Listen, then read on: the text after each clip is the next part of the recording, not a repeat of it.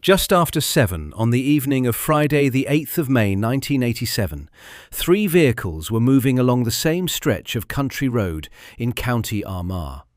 The first was a blue Toyota Hiace van carrying 5 men. The second was a JCB digger with a bomb sitting in its bucket. The third was a white Citroën GS Special, registration OIA 3428, driven by Anthony Hughes, a 36-year-old married father of 3 from Caledon, who had spent the day repairing a lorry driveshaft at a friend's farm and was driving home to Caledon with his brother Oliver beside him. One of those 3 vehicles had no part in any plan. The Citroën was carrying a man who, within minutes, would be dead at the wheel with his seatbelt still fastened. The other 2 belonged to an 8-man unit of the Provisional IRA's East Tyrone Brigade. Their target was the Royal Ulster Constabulary station at Loughgall, a part-time base that opened for 2 hours in the morning and 2 hours in the evening. The attack was designed to destroy the building and kill the police inside it. What the unit didn't know was that the station was already occupied. Soldiers from the British Army's Special Air Service were waiting inside and around it in a pre-planned ambush codenamed Operation Judy. The sequence that followed is documented in forensic detail. The digger crashed through the station's perimeter fence. The bomb detonated, badly damaging the building. The van's occupants opened fire with automatic weapons.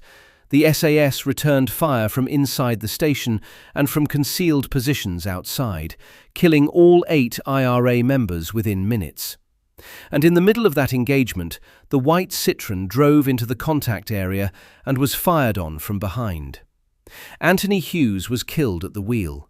His brother was hit 14 times and survived. The shooting has been examined from almost every angle over nearly 4 decades. One decision has received far less scrutiny than the gunfire. British intelligence had known for weeks that an attack on Loughgall was coming and had identified the station as the target at least 10 days beforehand. Security forces had time to position 24 soldiers, plan the engagement, and control the ground around the base. Yet the road past the station, the road Anthony Hughes drove down that evening, wasn't closed. There was no visible roadblock, no checkpoint, no diversion on the approach roads. It was left open to ordinary traffic. Why? The answer that appears in secondary accounts is that the road was left open deliberately to preserve operational surprise. A visible roadblock or a sealed village would have warned the IRA unit that something was wrong, and the ambush would have collapsed. That rationale is plausible. It's also, on the available record, unconfirmed. No publicly available primary document, no operation order, no commander's after-action report, no declassified file, no passage of the 2001 European Court of Human Rights judgment in Kelly and others versus the United Kingdom sets out that decision in the words of the people who made it. What is documented is the consequence. On a warm spring evening, a civilian driving home from work entered a contact area that the state had prepared but not sealed, and he was killed. This isn't a story about whether the 8 IRA members deserved what happened to them. They were on active service in a lethal operation aimed at destroying a police station. In December 2011, the Police Service of Northern Ireland's Historical Inquiries team found that the IRA team fired first, and that the SAS was justified in opening fire because the men couldn't have been safely arrested.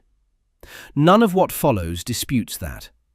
The bombing plan is the baseline of this story, not a footnote to it. The question is narrower, and it stays narrow. The operation was prepared. The road was open, and an ordinary motorist drove into the decision.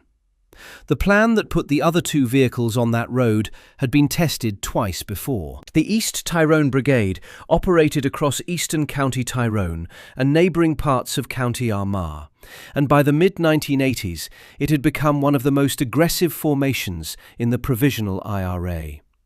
Its leadership, men like Jim Liner and Padraig McKierney, had developed a strategy of destroying rural security bases and preventing them from being rebuilt, a doctrine aimed at denying ground to British forces. On the 7th of December 1985, the brigade attacked the RUC barracks at Ballygawley, shooting dead 2 police officers and destroying the base with a large bomb.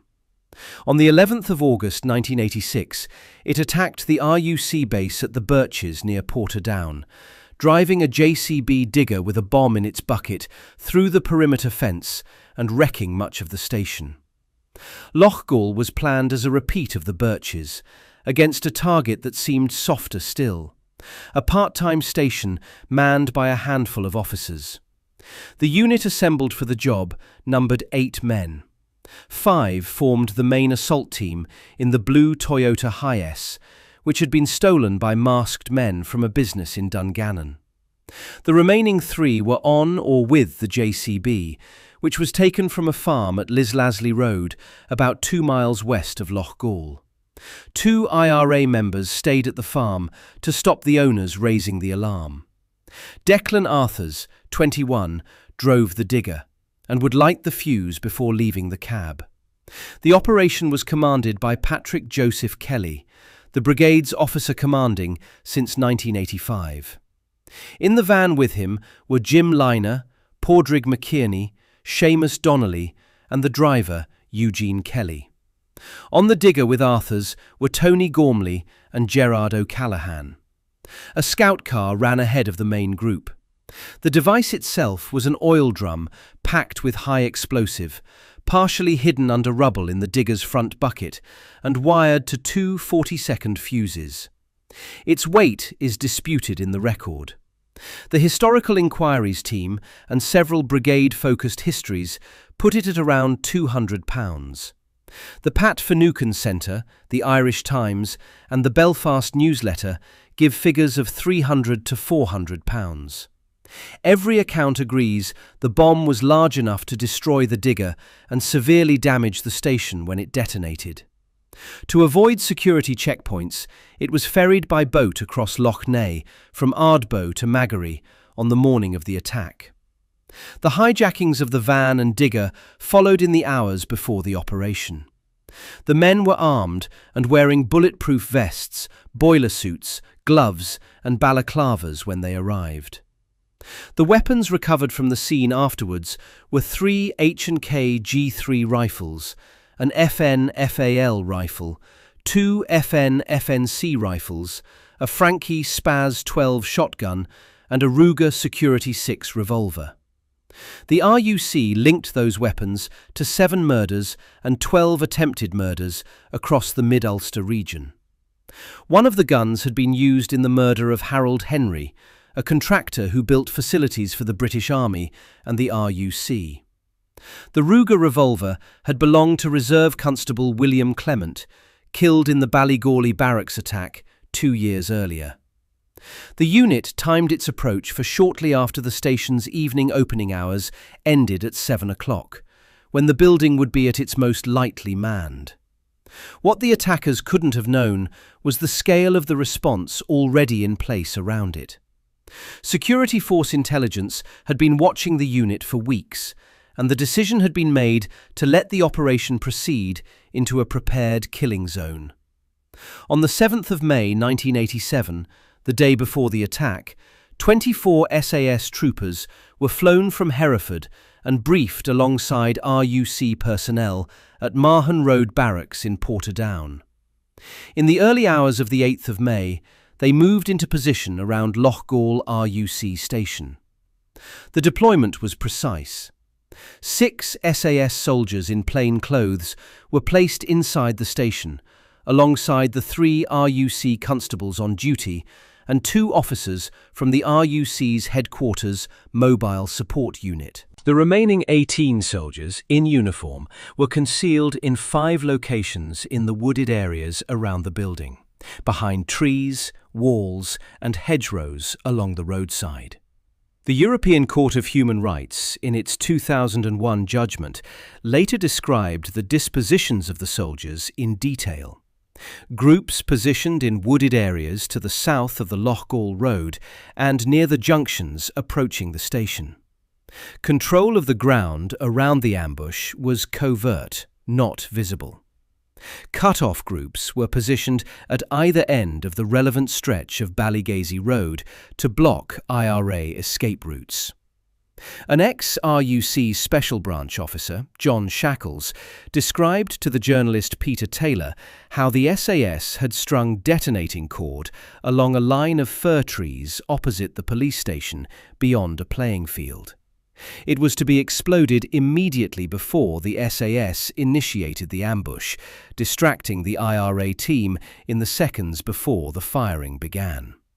What the security forces didn't do was close the road. The village wasn't sealed. Residents weren't informed. No attempt was made to evacuate the houses near the station, and no visible roadblocks were set up on the approach roads. The rationale given in multiple secondary accounts is that any of these measures would have alerted the IRA unit, that a roadblock, an evacuated street, or a visible police presence would have been noticed by the unit or its surveillance, and the operation would have been aborted. HistoryNet's 2018 account of the ambush put it plainly.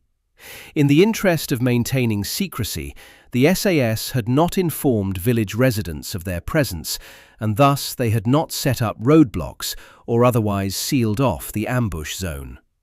Locals were wholly unaware. Republican accounts describe the same decision in the same terms. The villagers had not been told of the operation, and no attempt had been made to evacuate anyone or to seal off the ambush zone, because doing so might have alerted the IRA. That is the reported explanation.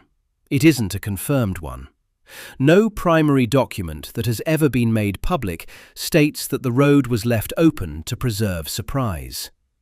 The ECHR judgment examined the operation in forensic detail, but recorded no explicit rationale from security force commanders for leaving the road open or declining to use roadblocks. The inquest that finally ran in 1995 heard the soldiers' written statements, but none of the men who fired appeared in person, and the coroner's findings addressed the cause of death, not the operational decision-making. A 2016 High Court case heard that police needed to review nearly 9.5 million intelligence records to fulfill their disclosure obligations in litigation arising from Loughgall. 4 decades on, the paper trail remains substantially withheld from public and family scrutiny. One nuance matters before the sequence continues. Leaving the road open didn't mean leaving it unguarded. The covert cut-off teams were real, and the detonating cord was real. The road was covered, but covered in a way that was designed to be invisible. What was absent was any visible traffic control that would have warned a civilian.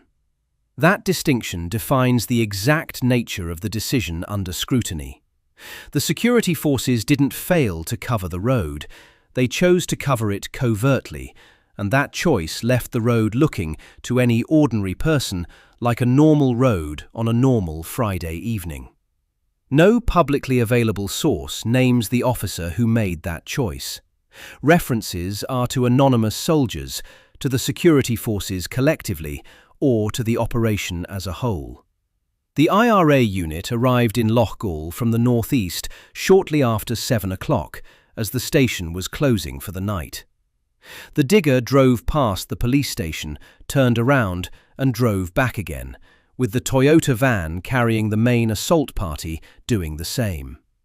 In 2 slow passes, the men saw no activity in the building. According to Peter Taylor, some members of the unit felt that something was amiss and debated whether to continue. They decided to go ahead with the attack. At about 7:25 p.m, Declan Arthurs drove the digger at the station's perimeter fence and lit the fuse. The van stopped a short distance ahead. Patrick Kelly jumped from the passenger seat and, followed by the others, opened fire on the building with automatic weapons. The bomb detonated, the blast destroying the digger and badly damaging the station.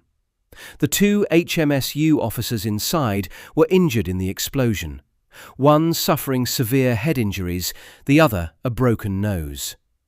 An SAS soldier received a facial injury from glass.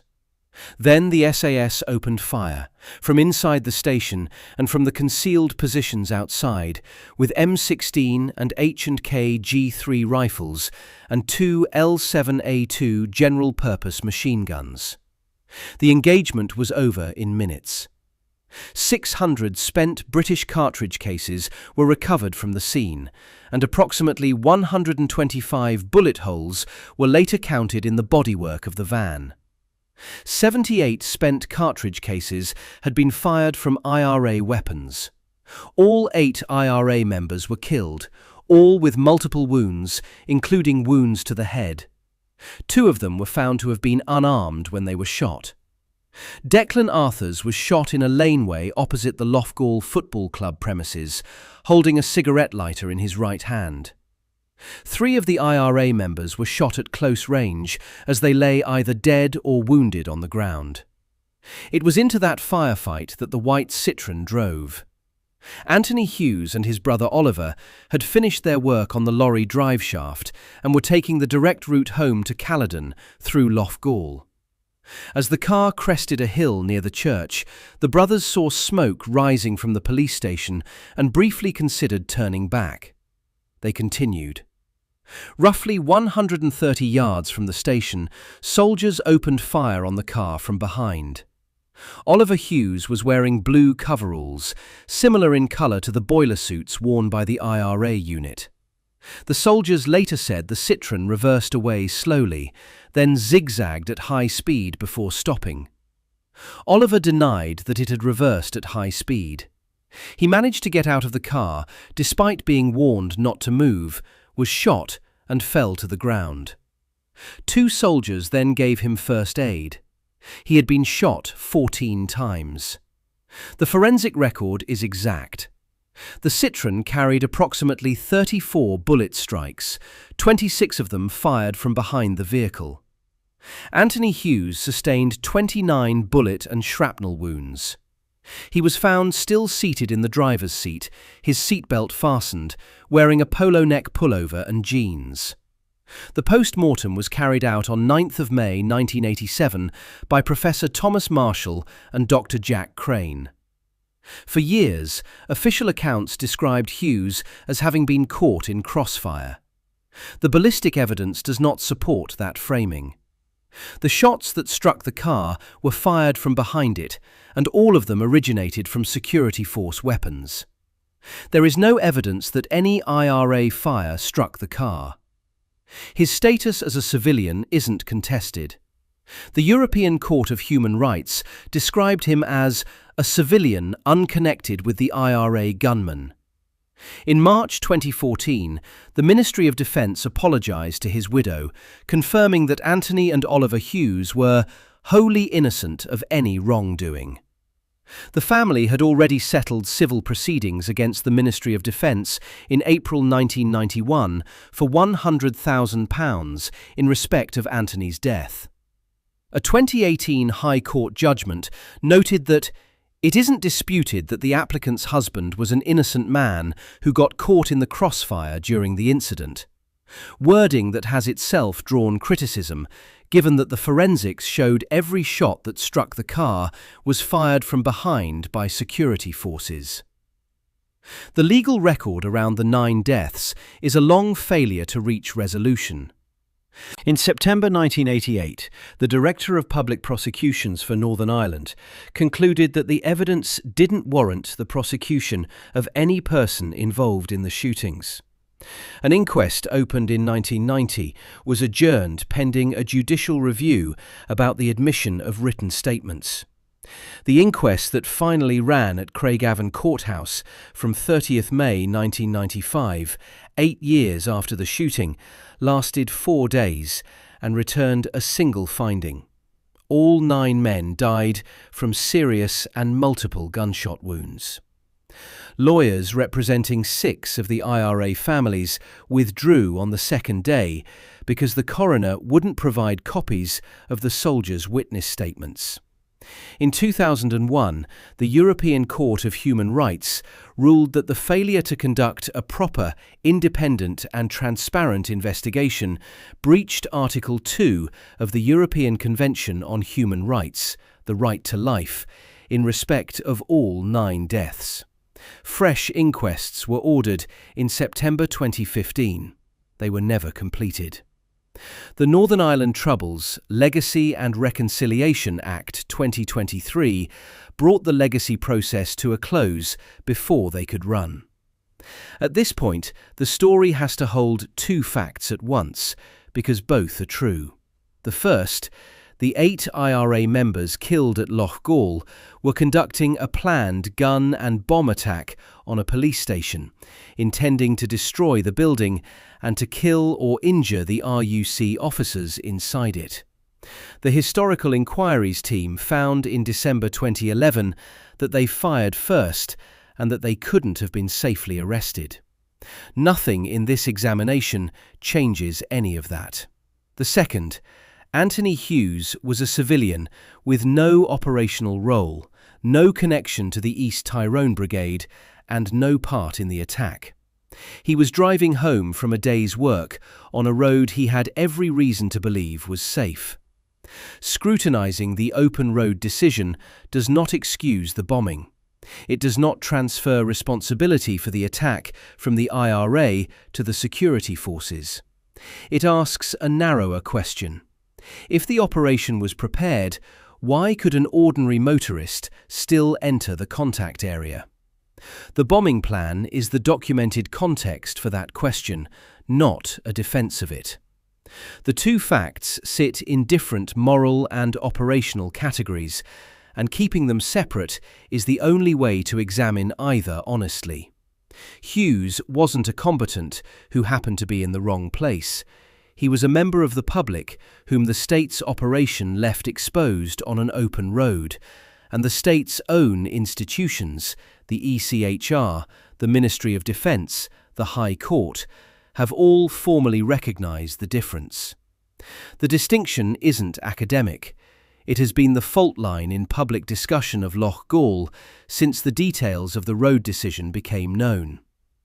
In one comment analysis dataset drawn from a video about the ambush, a Hughes-focused comment received 251 engagements, while the leading comment contrasting scrutiny of the bombing plan with scrutiny of the security forces' decisions received 540. 6 separate comments alleging that any criticism of the security force framing amounted to sympathy for the IRA received 254 engagements between them. Those figures measure the intensity of the argument, not the distribution of opinion, and even that can't be stated with certainty. Only 50 of 458 reported comments were individually analysed, yet those 50 contained 3,444 of the 3,868 reported engagements. And a separate preview of the same discussion listed 725 comments. The discrepancy in the data is unresolved. What the figures do show is how sharply the question polarises people. The single most engaged comment in that dataset framed the issue as a contest between condemning the bombing and scrutinising British decisions. And the comment centred on Hughes drew roughly half of that engagement on its own. The polarisation is understandable. Loughgall isn't a neutral subject. For some, the ambush was a decisive action against a lethal IRA unit that had been attacking police stations for years.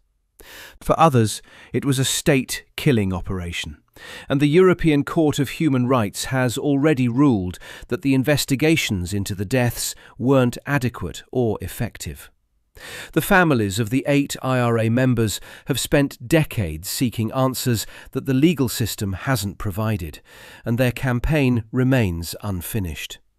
Neither position changes the status of the third vehicle.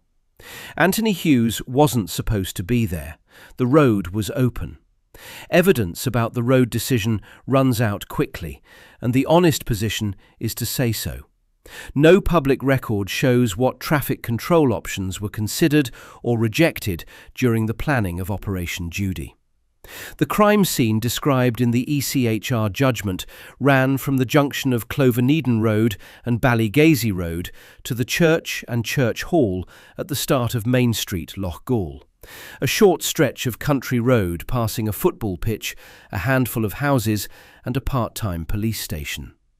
Both the IRA convoy and civilian traffic used the same through route into the village that evening. The security forces planned tactical controls on that road, the cut-off groups, the detonating cord, but nothing that would have stopped an ordinary driver. Whether a visible closure was compatible with the secrecy of the operation is a question the public record can't answer. The available evidence can't determine whether a safer, workable alternative existed. It can only establish that the road was open and that a civilian died on it. There is one more documented detail that belongs in this story, because it captures the gap between a road being open and a road being safe. A mother and her child took shelter in the church hall after a stray bullet hit the rear window of their Ford Sierra 250 yards from the station. They weren't involved in the IRA operation. They weren't involved in the SAS operation. They were local people going about their evening in a village that had not been warned, evacuated or sealed. The bullet that nearly struck them was one of hundreds fired that night. The road past Loughgall RUC station carried all of them.